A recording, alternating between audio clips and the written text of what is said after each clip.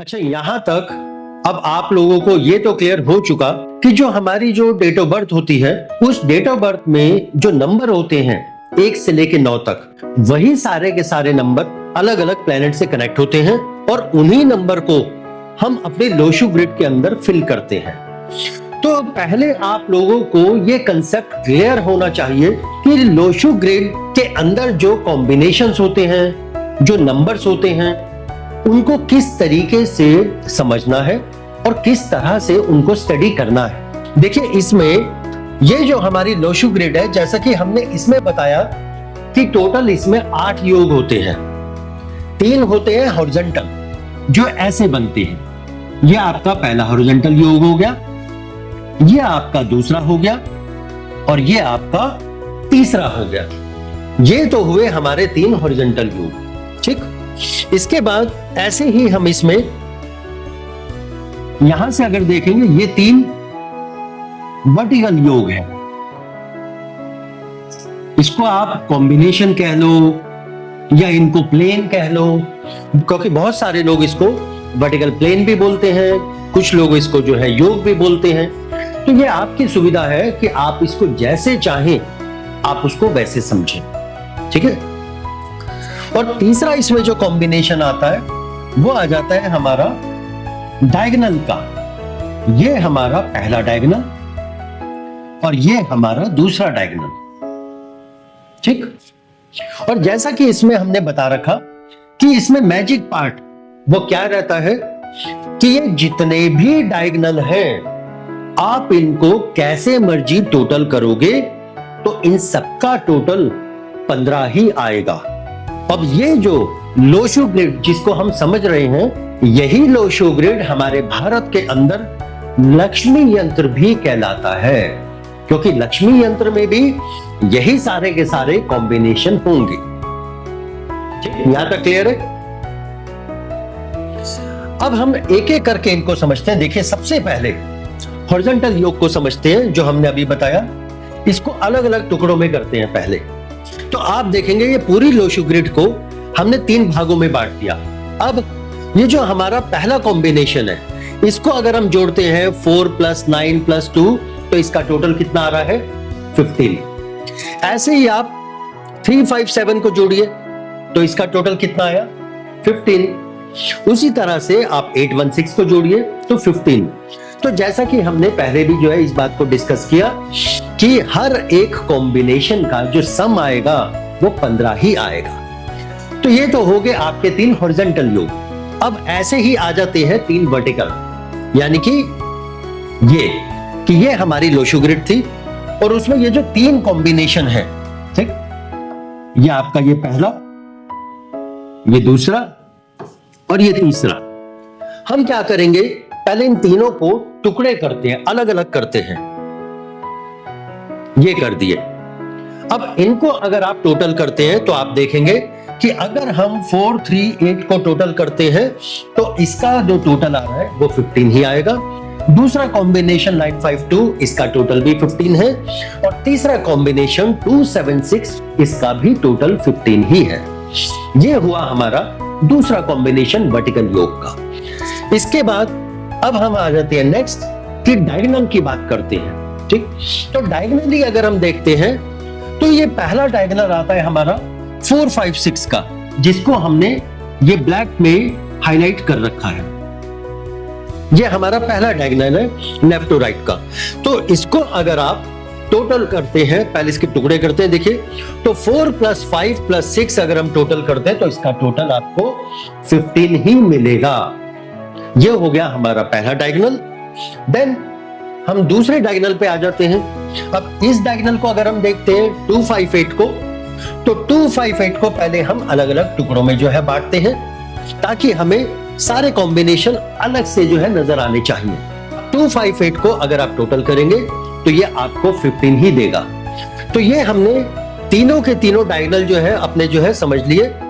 तो इनको अगर आप जो है टोटल करते हैं, देखिए ये सारे डायगोनल अब मैंने आपके सामने लेके आ गया हूं कि टोटल जो 8 योग है, ये आपके 3 हॉरिजॉन्टल योग हो गए, ये आपके 3 वर्टिकल हो गए और ये आपके दोनों डायगोनल हो गए।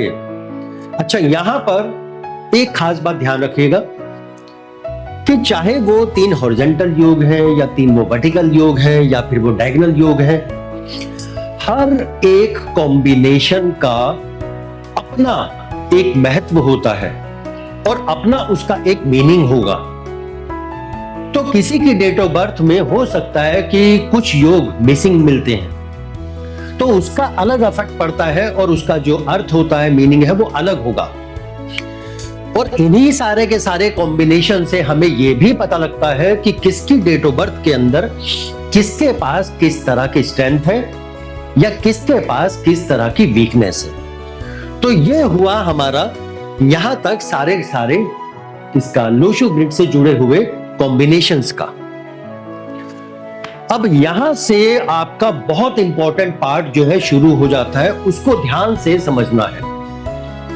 अच्छा, हमने जितने भी ये लोशो ग्रिड के जो कॉम्बिनेशंस को समझा है, उनको हमने इसीलिए समझा है ताकि हम इस बात को समझ पाए कि हम डेट ऑफ बर्थ के अंदर आने वाले जो नंबर्स हैं, उन नंबर्स को इस लोशो ग्रिड के अंदर किस तरह से जो है फिल करेंगे। क्योंकि जब तक हमारी डेट ऑफ बर्थ इस लोशो ग्रिड के अंदर फिल नहीं होगी, तब तक हम इसके अंदर बनने वाले जो कॉम्बिनेशंस हैं, जो योग हैं, हम उनको नहीं समझ पाएंगे। तो सबसे पहले हम वही चीज हम सीखते हैं आज कि अपनी डेट ऑफ बर्थ को लोशो ग्रिड के अंदर कैसे जो है फिल करना है और किस कॉम्बिनेशन को कैसे समझना है। तो चलिए इसको स्टार्ट करते हैं। तो हमने इसमें एक एग्जांपल लिया, एक डेट ऑफ बर्थ लिया है 21 अगस्त 1977। अब इस डेट ऑफ बर्थ को हमें इस लोशो ग्रिड के अंदर जो पहले से ब्लैंक है उसके अंदर फिल करना है। ठीक है, तो इसको फिल करने के लिए देखिए सिंपल मेथड मैं बता रहा हूं आपको, बस आपने उसको फॉलो करना है। जैसे कि अब इस डेट ऑफ बर्थ में सबसे पहला नंबर क्या है 2, और हमारे इस लोशो ग्रिड के अंदर 2 कहां पर है, इस पोजीशन पर है। तो हमने कुछ नहीं करना, यहां से इस 2 को उठाएंगे और इस पोजीशन पे रख देंगे जहां पर 2 लोशो ग्रिड के अंदर है। ठीक उसी तरह से दूसरा नंबर आ जाता है हमारा 1। तो हम क्या करेंगे, अब लोशो ग्रिड के अंदर 1 कहां है, यहां पर है। तो हम अपनी डेट ऑफ बर्थ का 1 उठाते हैं और 1 वाली पोजीशन पे रख देंगे, यानी कि यहां n के ऊपर। ये जो n है ना, ध्यान रखिएगा, ये सिर्फ अल्फाबेट नहीं है, ये सारे की सारी डायरेक्शंस हैं कि हर एक नंबर के साथ एक डायरेक्शन जुड़ी रहती है। तो अभी तो हम डेट ऑफ बर्थ को फिल करना सीख रहे हैं, इसके बाद हम यही सीखेंगे कि कौन से नंबर के साथ कौन सी डायरेक्शन है और वो किस तरह से काम करती है और उसके साथ कौन सी एनर्जी कनेक्ट होती है। अच्छा, अब इसके बाद 21 को हमने फिल कर दिया। अब आ जाता है हमारा तीसरा नंबर 0। 0 को हम कंसीडर नहीं करते, क्योंकि अगर आप देखेंगे लोशो ग्रिड के अंदर भी 0 की कोई भी जगह नहीं है। क्यों? क्योंकि जो नंबर होते हैं हमारी डेट ऑफ बर्थ में आने वाले, वो केवल 1 से लेके 9 तक ही होते हैं, क्योंकि प्लैनेट भी 1 से लेके 9 तक होते हैं और हर एक नंबर एक प्लैनेट के साथ कनेक्ट होता है, इसलिए हम 0 को कंसीडर नहीं करेंगे। अब आ जाता है हमारा नेक्स्ट नंबर 8। लोशो ग्रिड के अंदर 8 की प्लेसमेंट कहां है, यहां पर, यानी कि N और E के बीच में, यानी नॉर्थ ईस्ट। तो हमें कुछ नहीं करना, अपनी डेट ऑफ बर्थ में से 8 नंबर को उठाना है और इस पोजीशन पे हम रख देंगे। तो ये आ गया हमारा 8 भी। नेक्स्ट इसमें नंबर फिर से 1 आ जाता है। 1 की पोजीशन ये है जहां पर हमने पहला 1 रखा था। तो हम अब अपनी डेट ऑफ बर्थ के अंदर से 1 को उठाते हैं और यहां पर रख देंगे। ये हो गया आपका। फिर इसके बाद आता है हमारा 9। 9 की पोजीशन ये है हमारी S के नीचे। तो हम अपनी डेट ऑफ बर्थ में से 9 को उठाते हैं और यहां पर रख देंगे। फिर इसके बाद नेक्स्ट नंबर आ जाता है हमारा 7। 7 की प्लेसमेंट ये है W के पास। तो हम यहां से 7 को उठाते हैं और इस जगह पे रख देंगे। और लास्ट में फिर दोबारा से जो 7 आया है, क्योंकि 7 की जगह यहां पर है, तो हम आखिरी नंबर 7 को भी W के ही पास रख देंगे।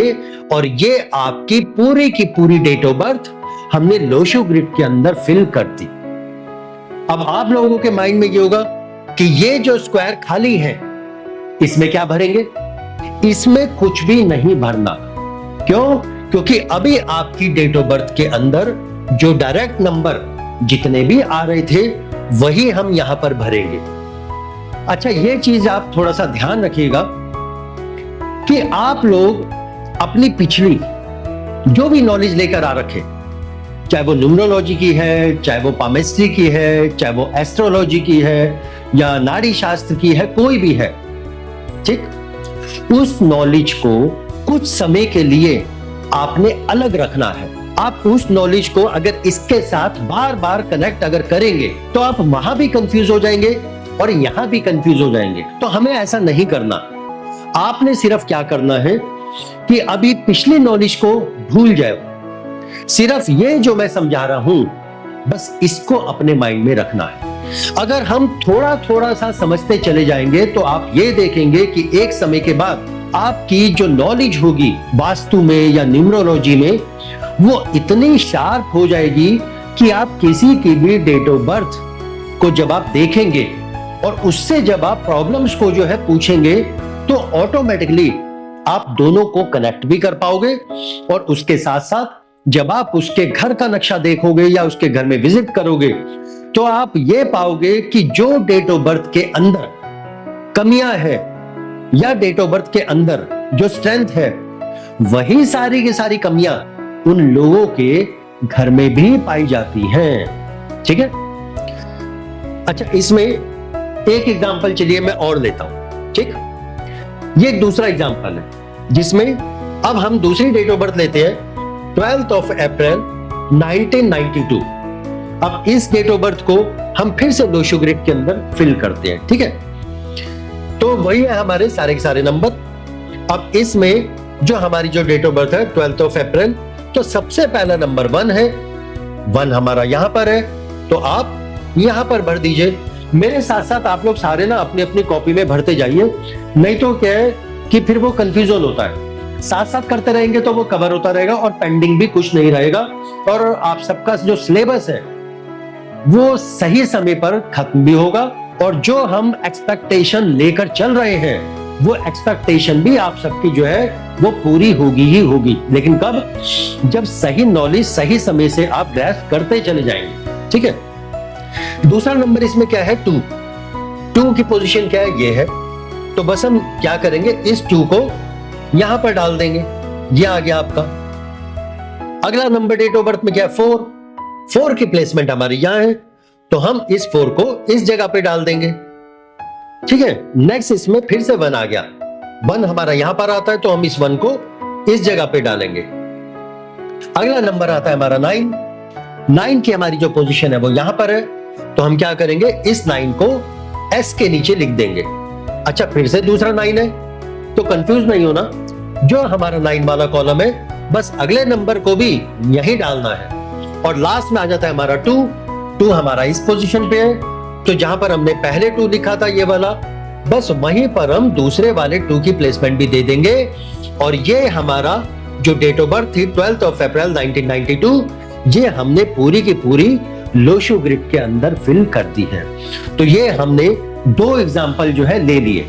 अब आप लोगों का जो होमवर्क है वो सिर्फ जो है इतना सा है कि आप अपने परिवार की या अपने दोस्तों की 10 डेट ऑफ बर्थ को उठाओ, 10 लोशो ग्रिड के जो है चार्ट बनाओ और उसके अंदर सारे के सारे लोग जो है फिल करना और फिल करके फिर हम उसको जो है कल जो है चेक करेंगे कि किसने किस तरीके से फिल की है, सही है कि नहीं है। और अगर किसको डाउट है तो आप लोग जो है इस वीडियो को दोबारा से देख लेना, क्योंकि ये आप लोगों को जो रिकॉर्डिंग जो दी गई है ये उसके अंदर भी प्रेजेंट है। थोड़ा सा अलग होगा क्योंकि ये तो लाइव क्लास है और वहां पर जो है वो रिकॉर्डेड है, तो थोड़ा सा फर्क हो सकता है लेकिन मेथड यही चलते हैं। ठीक है, तो आज का सेशन जो है अभी हम यहीं पे करते हैं। अभी जो है टी ब्रेक हो गया, बाकी फिर हम टी ब्रेक के बाद कंटिन्यू करेंगे। ठीक है।